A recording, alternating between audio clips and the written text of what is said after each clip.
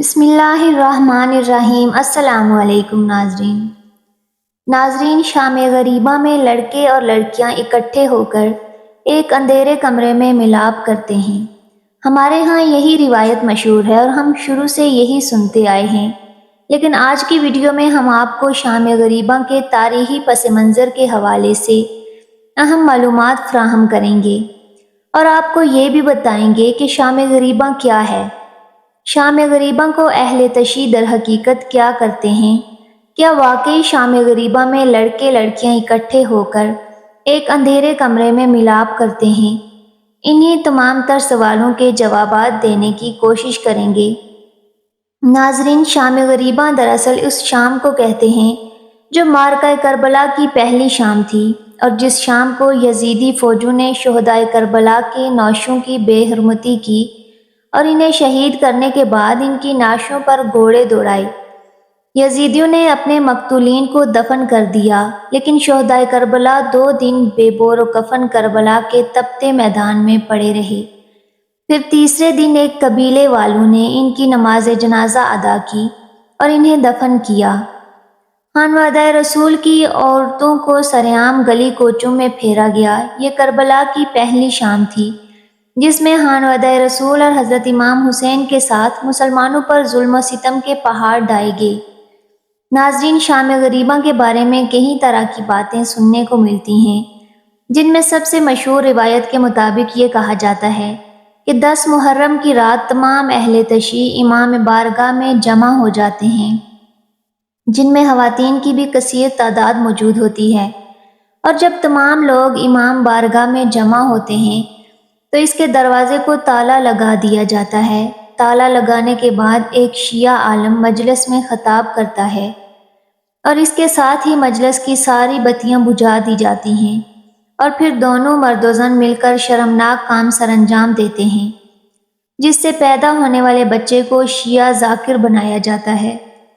مگر ناظرین، حقیقت کی بات کی جائے تو یہ تمام تر روایتیں من گھڑت اور فضول ہیں، جن کا حقیقت سے کوئی تعلق نہیں۔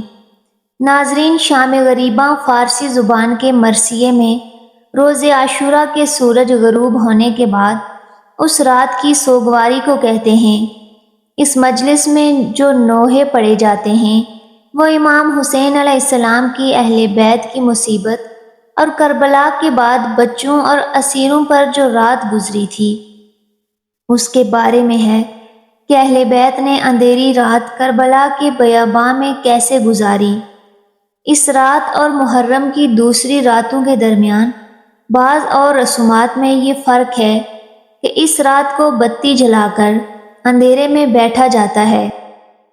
ناظرین، یزیدی فوج نے عاشوراء کا سورج غروب ہوتے ہی عورتوں کو خیموں سے باہر نکال دیا تھا اور خیموں کو آگ لگا دی تھی۔ ناظرین، لفظ غریب کا معنی وطن سے دور ہونا ہے، اور بعض اوقات یہ بے یار و مددگار اور اکیلا رہ جائے، اس کے لیے بھی یہ لفظ استعمال ہوتا ہے۔ شام غریبہ میں بھی جو لوگ اپنے وطن سے دور، اکیلے اور بے یار و مددگار رہ گئے تھے، ان کے لیے استعمال ہوتا ہے۔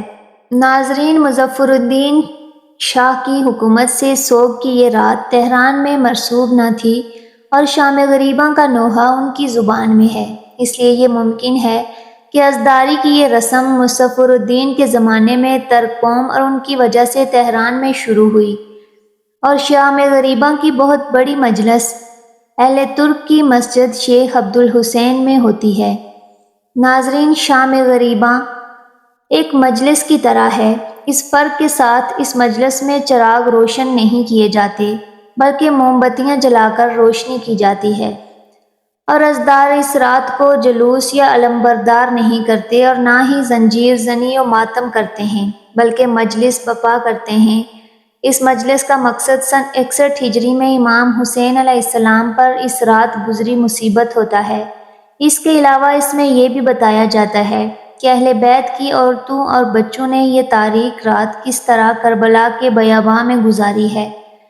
ناظرین، شام غریبہ میں آہستہ آواز میں نوحہ پڑھا جاتا ہے اور سب اکٹھے مل کے بیٹھ جاتے ہیں اور نوحے پڑھتے ہیں۔ ناظرین، کربلا میں اس رات کو وعیشۃ اللیلہ یعنی وحشت کی رات بھی کہا جاتا ہے، اور اس رات بچوں اور اسیروں کی یاد میں موم بتی جلائی جاتی ہے۔ پاکستان اور بھارت کے اہل تشیع حضرات یہ مجلس سورج غروب ہونے کے بعد منعقد کرتے ہیں، اور اس مجلس میں اہل عزا اندھیرے میں اور زمین پر بیٹھ کر خانوادہ رسول پر برپا ہونے والی قیامت صغریٰ پر ماتم اور گریہ کرتے ہیں۔